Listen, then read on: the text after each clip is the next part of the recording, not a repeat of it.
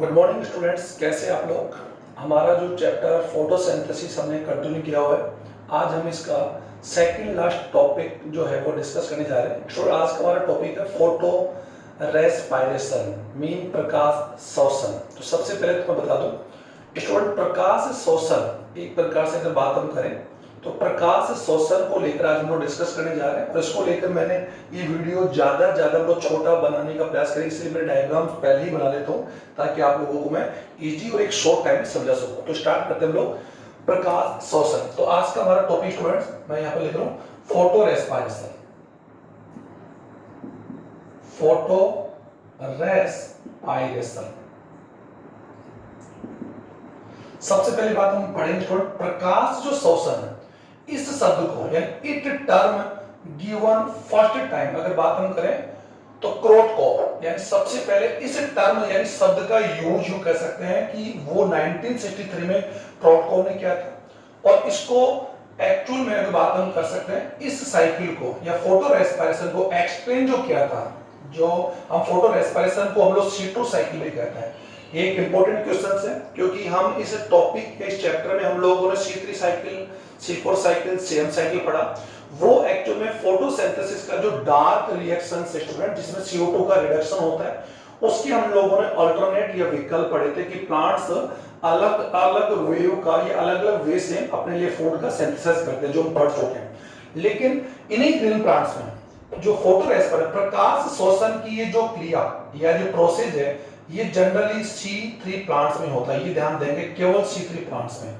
और ये मैंने आप लोगों को C3 और C4 प्लांट्स के बीच में जब डिफरेंट हमने एक्सप्लेन किया था तो उसमें मैंने समझा दिया था कि जो C3 प्लांट्स है उनका जो एक्चुअल में जो फॉर्मेशन है या जो फ्रूट फॉर्मेशन है या कार्बोहाइड्रेट का जो प्रोडक्शन है वो C4 प्लांट्स की कंपेयर में बहुत ही कम होता है। इसका रीजन क्या था? फोटो रेस्पायरेशन, प्रकाश शोषण। और प्रकाश शोषण को हम लोग C2 साइकिल भी यानी हम लोग क्या बोलते हैं C2 साइकिल भी कहते हैं। ये आप लोग कंफर्म कर लें। अब फोटो रेस्पायरेशन को हम लोग C3 प्लांट्स में ही होता है। और ये प्रकाश शोषण की जो घटना अगर बात हम करें, ये प्लांट्स के लिए, इन C3 प्लांट्स के लिए एक्चुअल में एक हार्मफुल क्रिया है। डेस्ट्रॉयड मतलब एक विनाशकारी क्रिया, यानी ये एक्चुअल में C3 प्लांट्स के लिए हार्मफुल यानी इट इज हार्मफुल रिएक्शन। बहुत ही इजी वे में बोल रहा हूं, ये प्लांट्स के लिए एक विनाश अगर बात हम लोग करने जा रहे हैं, विनाशकारी क्रिया है फॉर C3 प्लांट्स। क्यों? इसका भी एक्सप्लेन मैं इस वीडियो में करने जा रहा हूं। तो ये कुछ बातें हमने एक्सप्लेन करके आपको बताई। अब बात हम लोग करते हैं कि ये जो फोटो रेस्पायरेशन जो हम आज की वीडियो में पढ़ेंगे, इस वर्ड को ये दिया और बात आती है इसका डिस्कवर्ड जो था, ये इस पूरे पाथ का डिस्कवर्ड डेकर एंड टीओ ने इन 1959। तो ये क्वेश्चंस भी मैंने आपको बता दिए। अब बात आती है फोटो रेस्पायरेशन क्या है। और फिर मैंने यहाँ पर ऑटो बार्बर का नाम लिखा हो तो आप बोलेंगे कौन है? बार्बर ने बता दिया था कि फोटो रेस्पायरेशन यानी प्लांट्स जो होते ग्रीन प्लांट्स होते हैं वो ऑटो की प्रेजेंस में यानी ऑक्सीजन के यानी डे में। और हम ये जान सकते हैं कि फोटोसिंथेसिस एक प्रोसेस की बात हम करें कि ग्रीन प्लांट जो फोटोसिंथेसिस प्रोसेस में क्या करते हैं, CO2 को एब्जॉर्ब करते हैं। ये हम लोग मैं काफी दिनों से आपको समझा रहा हूं। Presence of light and CO2 का जो रिडक्शन या जो फिक्सेशन होता है वो कार्बोहाइड्रेट फॉर्म में होता है। ये एक बात समझ लें। और इसमें ऑटो रिलीज होती है, यानी कॉमन सी बात है कि इस प्रोसेस में जो ग्रीन प्लांट्स हैं CO2 और O2 का एक्सचेंज करते हैं या एक्सचेंज होता है between environment and green plants by the stomata. ये हम लोग पहले पढ़ चुके हैं। तो फोटोसिंथेसिस यानी फोटोसिंथेसिस प्रोसेस जो होता है, it is a biological process and chemical process. It is only taking place in plants, in plants में होता है और प्लांट्स की क्लोरोप्लास्ट होता है। लेकिन रेस्पायरेशन प्रोसेस के दौरान प्लांट्स क्या करते हैं, जो हायर यानी हायर एनर्जेटिक जो ऑर्गेनिक कंपाउंड्स होते हैं, हायर एनर्जेटिक यानी higher containing energetic complex carbon compounds broke down यानी ब्रोकन इनटू सिंपल या lower energetic compounds and energy released है। It is called respiration. यानी फोटोसिंथेसिस प्रोसेस में तो प्लांट्स क्या करते हैं कि जो सोलर एनर्जी होती है उस सोलर एनर्जी को वो एक्चुअल में केमिकल एनर्जी में चेंज करते हैं। ये इसकी परिभाषा में बता दिया था कि ग्रीन प्लांट्स क्या करते हैं, CO2 एंड जल का उपयोग करते हुए जो सोलर एनर्जी है यानी प्रकाश को क्लोरोफिल यानी क्लोरोफिल वर्णकों की उपस्थिति में भोजन बनाने की क्रिया को फोटोसिंथेसिस कहते हैं। फूड मैन्युफैक्चर या food produced by the green plant the presence of sunlight and chlorophyll and use CO2 and H2O and oxygen release. ये आप समझ पा रहे हैं। रेस्पिरेशन क्या होता है कि ग्रीन प्लांट्स हैं या सभी ऑर्गेनिज्म ये क्रिया केवल ग्रीन प्लांट्स करते हैं। ये process it is only occur in green plants okay sir as well as algae। अब बात यहां पर आती है कि रेस्पिरेशन में क्या होता है कि जो फूड कंपोनेंट्स हैं या जो ऑर्गेनिक कंपाउंड्स होते हैं वो break down into simple organic compounds and energy release. समझ आ रहा है आपकी? तो इस प्रोसेस में क्या होता है कि प्रेजेंस ऑफ O2 में ये एक्चुअली CO2 सिंपल में टूटता है H2O एंड एनर्जी, और एनर्जी को किस फॉर्म में कन्वर्ट कर दिया जाता है ATP। और ये जो प्रोसेस है वो एक्चुअली सभी हायर जो जितने भी ऑर्गेनिज्म होते हैं सभी ऑर्गेनिज्म ये process respiration tacking palace in all and you कह सकते हैं अगर इन ऑल ऑर्गेनिज्म सभी ऑर्गेनिज्म में होने वाला प्रोसेस है जो हमारा नेक्स्ट चैप्टर होगा। तो ये माइटोकॉन्ड्रिया ये कंफर्म कर लें माइटोकॉन्ड्रिया में होने वाला एक बायोलॉजिकल प्रोसेस। तो रेस्पिरेशन में एक्चुअली में क्या होता है जो कार्बनिक कंपाउंड्स है ओके स्टूडेंट कार्बनिक जटिल कॉम्प्लेक्स जो ऑर्गेनिक कंपाउंड्स होते हैं convert into simple you can say simple compounds okay and energy released and energy convert into ATP और ATP is a cellular energy और ये हम लोग पहले पढ़ चुके हैं। तो आप इस दोनों डेफिनेशन या दोनों जो प्रोसेस को समझें। ये फोटोसिंथेसिस है it is presence of light okay sir. और इस प्रोसेस में प्लांट्स CO2 को क्या करते हैं CO2 को यूज लेते हैं एंड O2 को रिलीज करते हैं। रेस्पिरेशन में अदर हैंड वो बात हम कर सकते हैं वाइल जबकि ये जो रेस्पिरेटरी प्रोसेस में जो कार्बनिक कंपाउंड्स हैं जटिल कार्बनिक पदार्थों का ऑक्सीजन की उपस्थिति में CO2 एंड जल के रूप में ऑक्सीडेशन होता है यानी ऑक्सीडेशन होता है ओके सर ऑक्सीजन होता है अपग्रेड होता है और ATP प्राप्त होती है। ये एक आप लोगों को और तो एक्चुअल में ये है तो ये तो रेस्पिरेशन और ये फोटोसिंथेसिस। अब फोटो रेस्पिरेशन क्या प्रोसेस है इसको डेफिनेशन में आपको समझा रहा हूं कि जो ग्रीन प्लांट्स होते हैं ग्रीन प्लांट्स में फोटोसिंथेसिस क्रिया के दौरान यानी प्रकाश संश्लेषण क्रिया के दौरान उनके प्रकाश संश्लेषी भागों में यानी हरे भागों में और हरे भागों का भी यहां पर हम किसकी बात कर रहे हैं लीफ और लीफ के अंदर कौन सेल्स है मेसोफिल और मेसोफिल सेल्स के अंदर क्या होता है क्लोरोप्लास्ट। वी नो दैट कि photosynthesis is taking place in chloroplast and chloroplast is the site of the photosynthesis we have already described in last previous videos but यहां पर we are discussing about the photo respiration। तो photo respiration को हम लोग explain इस प्रकार कर सकते हैं कि हरे पादपों के प्रकाश संश्लेषण यानी ग्रीन प्लांट्स या ग्रीन पार्ट्स में ऑक्सीजन की उपस्थिति में और प्रकाश की उपस्थिति में जो जटिल कार्बनिक पदार्थ होते हैं क्योंकि हरे पादपों में रेस्पिरेशन एक अलग ये एक्चुअली में कौन सा respiration student it is a normal ये मैंने दोनों अलग से बनाने का प्रयास किया आपकी बुक में ऐसा नहीं है और sir it is A photosynthesis sir ये दो प्रोसेस आप पढ़ रहे हैं। लेकिन आज हमारा जो टॉपिक है वो एक अलग ही टॉपिक है। फोटो रेस्पिरेशन एक्चुअली क्या होता है कि हरे पादों में सामान्य नॉर्मल रेस्पिरेशन की जगह ओके सर प्रकाश संश्लेषी भागों में मतलब पत्तियों के क्लोरोप्लास्ट में ऑक्सीजन की उपस्थिति में कार्बनिक पदार्थों का यानी कॉम्प्लेक्स जो कार्बनिक कंपाउंड्स होता है ब्रेक डाउन होता है बट उसमें एनर्जी जो ऊर्जा होती है ऊर्जा यानी ATP रिलीज नहीं होती है। सिंपली कॉम्प्लेक्स पदार्थों का क्या होगा मैं बता दूंगा कि सिंपली कार्बनिक पदार्थों का ब्रेक डाउन होगा यानी अपघटन होगा presence of O2 and CO2 release but ATP यानी ऊर्जा प्राप्त नहीं होगी यानी एनर्जी यू कह सकते हैं एनर्जी does not release या एनर्जी रिलीज नहीं होती है। सिंपल बात है इसलिए इस क्रिया को हम लोग अभी क्या बोला इसलिए इस क्रिया को पादपों के लिए क्या बोला विनाशकारी डैशबोर्ड बोला क्योंकि इस क्रिया में पादप जो है यानी हरे प्लांट जो है वो कॉम्प्लेक्स पदार्थों का ये जो जटिल कॉम्प्लेक्स पदार्थ है लाइक फास्फोग्लिसरिक एसिड है या जो भी है ओके हम लोग ऑक्सोएसिटिक है मैसिल इन कार्बनिक पदार्थों का एक्चुअली क्या होगा ब्रेक डाउन होगा अपघटन तो होगा प्रेजेंस ऑफ O2 बट उसमें CO2 रिलीज होगी लेकिन एनर्जी यानी उन्हें प्राप्त नहीं होगी बल्कि जो एनर्जी होगी जटिल कॉम्प्लेक्स की जो कॉम्प्लेक्स मेटेरियल होते हैं ओके स्टूडेंट, उनमें जो एनर्जी होती है वो एटीपी फॉर्म में हम लोग स्टोरेज कर सकते हैं, क्योंकि एनर्जी को हम लोग डिस्ट्रॉयड एंड प्रोड्यूस नहीं कर सकते, वी कैन ट्रांसफॉर्म कर सकते हैं एंड इनका मॉडिफाई कर सकते हैं। ये हम लोग लास्ट वीडियो में पढ़ चुके हैं।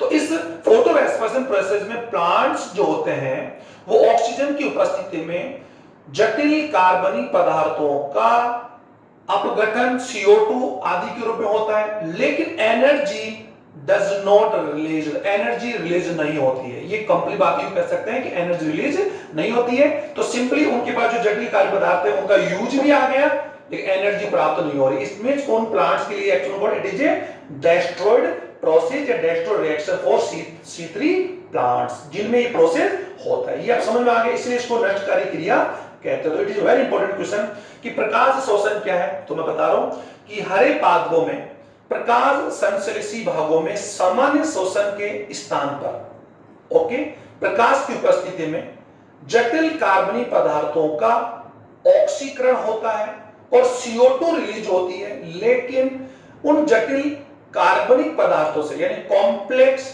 कार्बनिक कंपाउंड से एनर्जी रिलीज नहीं होती। इसीलिए इस प्रोसेस को प्रकाश श्वसन बोला गया, क्योंकि ये प्रकाश संश्लेषी भागों में होता है, हरे पादपों में होता है और प्रेजेंस ऑफ O2 की उपस्थिति में होता है। इसलिए हम इसको प्रकाश और रेस्पिरेशन दोनों से जोड़कर बोल रहे हैं। और ये नष्टकारी क्यों है? क्योंकि इसमें एनर्जी प्राप्त नहीं होती। तो इसी वीक को हम लोग इसी को साइकिल ग्रुप में हम लोग पढ़ेंगे। तो ये मैंने बेसिकली आप लोगों को मैंने एक्सप्लेन करके बता दिया। It is A equation of photosynthesis, it is A equation of respiration. और दोनों में आप समझ पा रहे हैं कि ग्रीन प्लांट जो होती हैं वो फोटोसिंथेसिस में CO2 और O2 का एक्सचेंज करते हैं, but other hand in respiration O2 को क्या करते हैं? पैकिंग करते हैं and CO2 released during the respiration. और हम जानते हैं respiration is a common process in all organism, सभी ऑर्गेनिज्म में रेस्पिरेशन होता है, but photosynthesis only occur in green plants as well as alga. Okay, तो ये हम लोग डिस्कस कर चुके हैं। तो हम लोग आगे बढ़ रहे हैं। अब सर फोटो रेस्पिरेशन जो है, इस रेस्पिरेशन को सबसे पहले एक्सप्रेशन इसको किया गया और इसे CO2 साइकिल क्यों बोलते हैं, अभी मैं इसको एक्सप्लेन कर दूंगा। बार्बर सर, इस बार्बर ने 1920 में बताया कि O2 की कंसंट्रेशन यानी हायर कंसंट्रेशन ऑफ O2 यानी presence of higher concentrate of oxygen की प्रेजेंस में ग्रीन प्लांट्स में जो फोटोसिंथेसिस प्रोसेस है, प्रकाश संश्लेषण PS फोटोसिंथेसिस जो प्रोसेस होता है वो एक्चुअली में क्या होती है? इनहिबिटर होती है, यानी संदमक होती है, यानी कम हो जाती है, यानी उसकी रेट ऑफ फोटोसिंथेसिस में क्या आती है? गिरावट आती है। इसीलिए इसको हम लोग आगे जाकर क्या बोल दिया गया? बारबर्ग इफेक्ट। सर ये भी आप लोग कंफर्म कर लें, Warburg effect okay, it's given by 1920 Warburg. अब समझ पा रहे हैं ऑक्सीजन की higher concentration compare to CO2, जब O2 की कंसंट्रेट CO2 से ज्यादा होती है, ये ध्यान दीजिए ओके। तो ऐसे में फोटोसिंथेसिस जो प्रोसेस यानी प्लांट्स का जो CO2 का फिक्सेशन प्रोसेस है, क्योंकि हम जान सकते हैं फोटोसिंथेसिस में प्लांट्स एक्चुअली में CO2 का क्या करते हैं? फिक्सेशन इन कार्बोहाइड्रेट। ये सर मैं काफी दिनों से आपको एक्सप्लेन कर रहा हूं। तो presence of CO2, presence of O2 यानी higher concentrate of O2 in green plants photo respiration या सॉरी फोटोसिंथेसिस, जो रेट ऑफ फोटोसिंथेसिस यू कह सकते हैं कि उसमें क्या आती है? रेट ऑफ फोटोसिंथेसिस में क्या आती है? गिरावट आती है। तो इसी गिरावट आने के प्रोसेस या इफेक्ट को उन्होंने क्या? Barber effect. ओके सर, तो ये मैंने आपको बता दिया बारबर क्या है, कॉर्टर कौन है, ये तो सर बता दिया। अब हम लोग इसको डिस्कस कर रहे हैं। अब सर इसी को एक्सप्लेन करने के लिए हम लोगों ने यहाँ पर डिस्कस किया। अब एक सबसे इंपॉर्टेंट इसको लेकर, इससे जो ये साइकिल है या ये जो हम लोग पढ़ रहे हैं फोटो रेस्पिरेशन जो प्रोसेस पढ़ रहे हैं, फोटो रेस्पिरेशन जो प्रोसेस है वो C3 प्लांट्स में होता है। इसको इन्होंने पूरा डिस्क्राइब किया, इस वर्ड को इसलिए यूज किया बार-बार में इसके बारे में समझा दिया कि ऑक्सीजन की प्रेजेंस जब ज्यादा होती है कंपेयर टू CO2, तो एक्चुअल में वहां पर CO2 का जो फिक्सेशन है यानी फोटोसिंथेसिस की रेट में क्या होती है? गिरावट आती है, इसीलिए इसको बारबर इफेक्ट कहते हैं। लेकिन ये process C3 cycle C3 plants में ही होता है।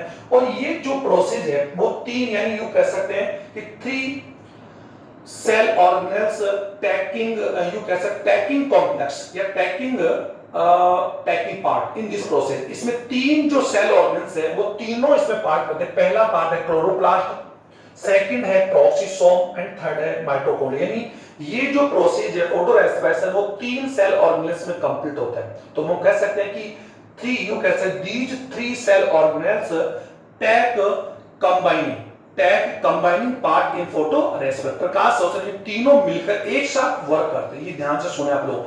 अदर हैंड अगर बात हम करें, व्हाइल वी नो दैट कि chloroplast is the site of photosynthesis, mitochondria is the site of respiration, but peroxisome जो है वो दोनों के साथ जुड़ जाता है, तो वो साइट ऑफ फोटो रेस्पिरेशन। तो फोटो रेस्पिरेशन कितने कोशिकांगों में पूरा होता है, तो आप वहां पर तीनों को चूज करेंगे आप लोग। ये is very important question for competition. Okay sir, अब इसको हम डिस्कस हम लोग कर चुके हैं। अब इसको C2 साइकिल क्यों कहते हैं, ये सारा लोग पढ़ रहे हैं। अब बात आती है इसको समझने के लिए छोटा सा मैं एक और जोड़ूंगा कि सब लोग जानते हैं कि C3 साइकिल, मैं अलग से ले रहा हूं, C3 साइकिल के अंदर जो ग्रीन प्लांट्स के जो क्लोरोप्लास्ट पार्ट होता है, ये हम लोग पहले पढ़ चुके हैं C3 साइकिल, और ये स्ट्रोमा पार्ट में होता है, मैंने आपको पहले एक्सप्लेन किया था।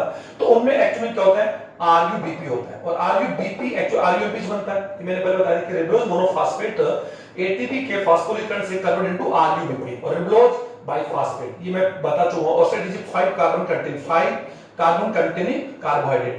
ओके, हम लोग पढ़ चुके हैं, स्ट्रेटेजी पेंटोस होगा।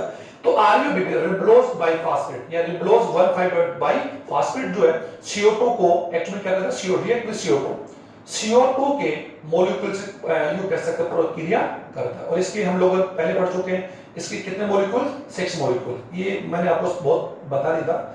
और इसके कितने 6 है, लेकिन प्रेजेंस ऑफ एक एंजाइम बताया था रोबिस्को। सर रिबलोज या रिबोस्को एंजाइम, इट इज ए, अगर बात हम करें RUBP carboxylase enzyme, carboxylase enzyme होते हैं जो CO2 यानी कार्बोक्सिलेशन क्रिया को एक्चुअली क्या करता है, इंड्यूस करता है। ये हम लोग पढ़ चुके हैं।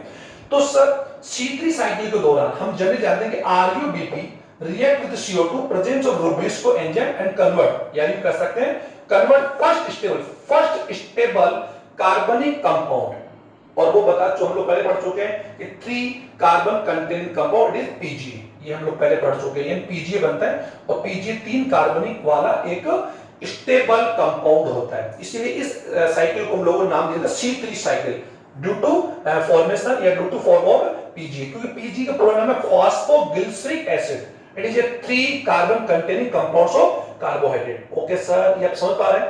तो यहां पर आप समझ, लेकिन ये तो कब हो रहा है, व्हेन रोबिस्को एंजाइम यू कैसे, ये जो एंजाइम रोबिस्को एंजाइम के रूप में वर्क करे। लेकिन एक्चुअली क्या होता है इन प्लांट्स में कि जो रोबिस्को एंजाइम जो होता है वो एक्चुअल में कभी कभार कार्बोक्सिलेज और कभी कभार ऑक्सीडेज एंजाइम के रूप में वर्क करता है। कब करता है, जब O2 का कंसंट्रेशन जब CO2 से ज्यादा हो, तो Rubisco convert into oxidase enzyme. एक बार इसको वेरी इंपॉर्टेंट टॉपिक है, समझें कि यू कह सकते हैं presence of higher concentrate of O2 compare to CO2, then rubisco enzyme act as a oxidase enzyme.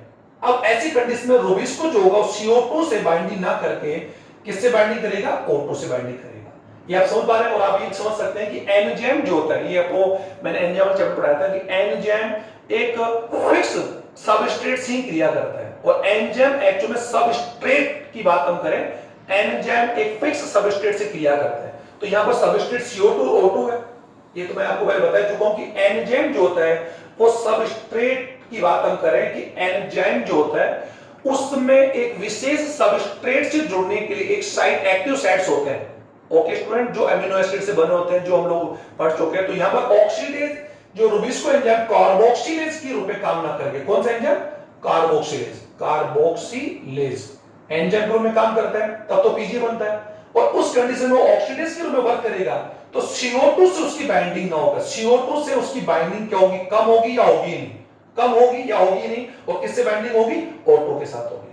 Okay student, तो ऐसी कंडीशन में C2 साइकिल स्टार्ट होगा। तो मैं आपको यहां पर बता रहा हूं, अब इसको समझिए एक बार।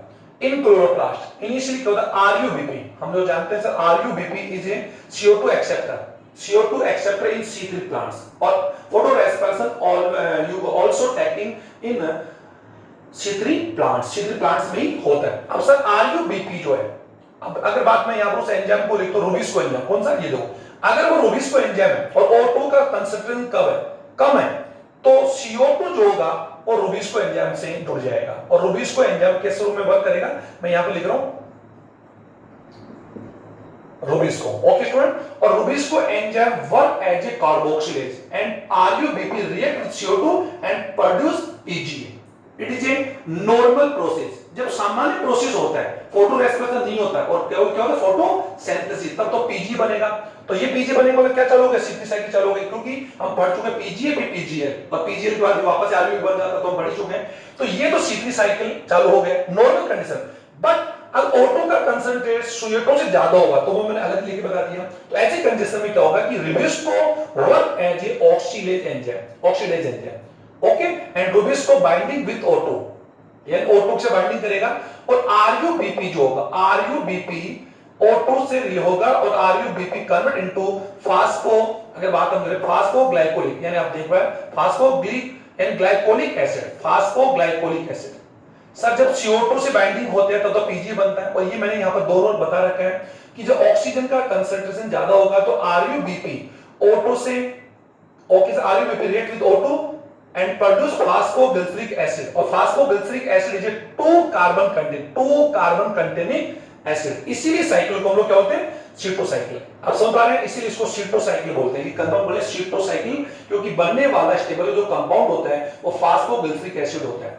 लेकिन इसी प्रोसेस में जो कार्बोनिस्को एंजाइम अगर वो कार्बोक्सिलेज के रूप में वर्क करेगा तो RuBP react with CO2 and produce PG. तो ये मैं दोनों बता रखा है। सर ये तो नॉर्मल, सर ये तो एक नॉर्मल जब C3 साइकिल होगा, ओके सर। लेकिन जब फोटो रेस्पिरेशन होगा तब फोटोसिंथेसिस भी होगा और फोटो रेस्पिरेशन भी, और फोटोसिंथेसिस में पीजी का फॉर्मेशन जो होगा कम होगा, तो रेट ऑफ फोटोसिंथेसिस क्या होगी, कम होगी, जिससे हमें बार-बार इफेक्ट का the presence of higher concentration of O2 compare to CO2। ये मैं आपको बताया, तो दोनों बता रहा हूं सर, ओके सर। ये आप समझ पा रहे होंगे, ये C3 साइकिल है जो कम चलेगा, ये तो तब होगा जब ये नहीं होगा, ओके सर। जब ऑक्सीजन का कंसंट्रेशन CO2 कंसंट्रेशन क्या होगा, कम होगा, तब तो ये होने का सवाल ही पैदा नहीं। लेकिन अगर ऐसा होता है तो इसके बाद क्या होगा, पीजी, ओके सर। ये मैंने बता दिया, पीजी 3 कार्बन वो है, और ये फास्फोग्लाइकोलिक। स्टूडेंट इसको हिंदी में भी आप ऐसे लिखेंगे, कई स्टूडेंटों का कमेंट्स आता है सर हमारे इंग्लिश से समझ में नहीं, तो मैं बोलूं फास्फोग्लाइकोलिक एसिड को हिंदी में हम क्या लिखेंगे, फास्फोग्लाइकोलिक एसिड। ये लो सर, इसमें कहीं को प्रॉब्लम वाली नहीं, क्योंकि हम इंग्लिश को ही इंग्लिश लिख रहे हैं। तो ग्लाइकोलिक एसिड जो 2 कार्बन से बना होता है, इसलिए इसको शीटो साइकिल कहते हैं। अब फास्फोग्लाइकोलिक एसिड जो होता है वो कन्वर्ट इनटू ऑक्सीडेज एंजाइम की पद्धति, ऑक्सीडेज एंजाइम से क्रिया करेगा, और ग्लाइकोलिक एसिड में, किसमें, ग्लाइकोलिक एसिड में या ग्लाइकोलेट, इसीलिए फोटो रेस्पिरेशन को हम लोग शीटो साइकिल, मैं यहां पर हटा देता हूं, ये तो आपको समझ आ ही गया होगा, और ये मैंने काफी लिखा था। फोटो रेस्पिरेशन को हम लोग शीटो साइकिल और ग्लाइकोलेट साइकिल आल्सो कॉल्ड, ये ध्यान देंगे, ओके सर। और ये पूरा इनका पूरा जो डिस्कवर्ड या यूं कह सकते हैं कि observe by Decker and Tio, okay, 1959। तो ग्लाइको एसिड में कन्वर्ट हो गए, कौन, फास्फो है। इसके बाद में ग्लाइकोलिक एसिड जो होगा वो यूं कह सकते हैं कि एंटर या passes in peroxisome from chloroplast. आप समझ पा रहे हैं sir, from chloroplast glycolic acid passes into peroxisome, यानी ये ग्लाइकोलिक एसिड क्लोरोप्लास्ट से प्रोक्सिसोम जो सेल ऑर्गेनेल्स है उसमें प्रवेश कर जाएगा। अब आपके दिमाग में सर ये कहां पर है, क्योंकि हम जानते हैं कि सभी cell organelles are present in cell, और कौन सेल, प्लांट सेल, क्योंकि क्लोरोप्लास्ट है तो प्लांट सेल ही होगा, एनिमल सेल तो बात नहीं कर रहे हैं। तो सेल के अंदर तो सर पास तो ये माइटोकॉन्ड्रिया, अगर बात ये क्लोरोप्लास्ट है, ये प्रोक्सिसोम, ये अलग-अलग जो थोड़ी होती है, ये थोड़ी आपके दिमाग में होगा कि ऑस्ट्रेलिया या अमेरिका या बेटर, ऐसा कुछ नहीं, बिल्कुल एक ही सेल में पाए जाने वाले एक्चुअल सेल ऑर्गेनेल्स होते हैं। तो ये आप लोग इसको अब तो और हम लोग पढ़ चुके हैं। तो यहां प्रोक्सिसोम एंटर करेगा and glycolic acid convert into ग्लॉक्सिन, यानी आप देख लें ग्लाइऑक्सिलिक एसिड में कन्वर्ट होगा। ग्लाइकोलिक एसिड पहले किस में चेंज होगा, ग्लाइऑक्सिलिक में चेंज हो जाएगा। उसके बाद में ग्लाइऑक्सिलिक कन्वर्ट इनटू ग्लाइसिन, और ग्लाइसिन कितने मॉलिक्यूल बनेंगे, 2 मॉलिक्यूल। और समझें ये भी कितने कंटेंट्स हैं, 2 कार्बन से, ये भी 2 कार्बन से बना हुआ कंटेंट है। Glycolic acid in peroxisome first change into glyoxylic acid and further oxidized into glycine, glycine में चेंज हो गया, ग्लाइसिन 2 मोल है, monoglycine. Okay sir. And glycine अगर बात हम करें, इसको हम लोग इस प्रकार से, ग्लाइसिन जो होगा वो प्रोक्सिसोम से कहां पर जाएगा, माइटोकॉन्ड्रिया में। तो इसको इस प्रकार हम लोग कर सकते हैं, from peroxisome glycine passing into mitochondria. Okay. और ग्लाइसिन जब माइटोकॉन्ड्रिया पहुंचेगा तो ग्लाइसिन रिएक्ट विद O2, यानी ग्लाइसिन का यहां पर क्या होगा, ऑक्सीडाइज होगा। O2 का जुड़ना क्या होता है, ऑक्सीडेशन। ओके। तो ग्लाइसिन बाइंडिंग या रिएक्ट विद O2 और उसके बाद में glycine convert into serine, serine में चेंज हो जाएगा। एंड वहां पर 1 मोल CO2 एंड अमोनिया, CO2 और अमोनिया दोनों का क्या होगा, रिलीज होगी। ये ध्यान देंगे, ammonia and CO2 released and energy convert into energy released in form heat. यानी मैंने आपको पहले बता दिया था कि फोटो रेस्पिरेशन प्रोसेस में जो कार्बनिक कॉम्प्लेक्स या कार्बनिक जो कंपाउंड्स है उनका एक्चुअली क्या हो रहा है, ब्रेक डाउन हो रहा है, ब्रोकन हो रहा है, टूट अपग्रेड हो रहा है, लेकिन एनर्जी रिड्यूस है। कहीं पर आप देख पा रहे हैं कि एनर्जी 80% में हमारे को कंजर्व यानी स्टोरेज नहीं हो रही। तो यहां पर जो एनर्जी होगी, इनमें जो कार्बनिक कंपाउंड एनर्जी स्टूडेंट आप जानते हैं, एनर्जी जो होगी वो एनर्जी एक्चुअली किस फॉर्म में चेंज हो जाएगी, हीट में हो जाएगी, यानी हीट में रिलीज हो जाएगी। तो ऐसे में C3 जो प्लांट्स होंगे इसी फोटो रेस्पिरेशन प्रोसेस से उनका जो प्रोडक्शन जो है वो प्रोडक्शन 30 टू 40% उनका प्रोडक्शन एक्चुअली क्या होता है, लेस यानी घट जाता है।